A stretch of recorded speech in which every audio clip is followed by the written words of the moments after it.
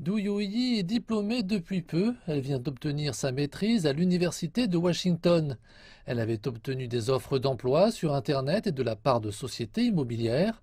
Elle a cependant choisi de travailler dans une entreprise d'enseignement. Je pense que c'est un travail très significatif et les perspectives de ce secteur sont par ailleurs très bonnes.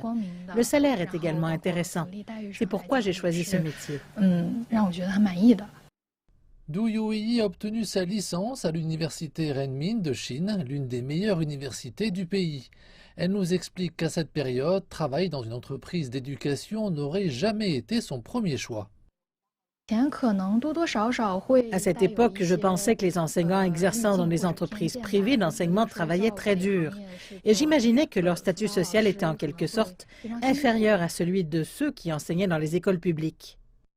L'année dernière, les demandes d'examen d'entrée de troisième cycle, d'examen de la fonction publique et de certificat de qualification professionnelle ont augmenté en Chine. Cela a conduit à une augmentation du volume d'affaires des industries de l'éducation et de la formation. Par conséquent, davantage de postes sont vacants et les rémunérations proposées sont plus élevées. Du Yuyi précise qu'une de ses amies a récemment changé de travail pour la même raison. Elle travaillait dans un cabinet de conseil. Maintenant, elle travaille aussi pour une entreprise d'enseignement. Les sociétés Internet et immobilières sont généralement les plus attrayantes au sein des demandeurs d'emploi chinois.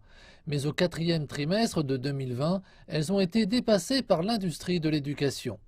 Le secteur de l'éducation s'est également classé deuxième pour les étudiants sur le site web chinois de recherche d'emploi Jilian-Zhaopin. La demande annuelle de recrutement du secteur de l'éducation a augmenté de 36% en 2020 en glissement annuel.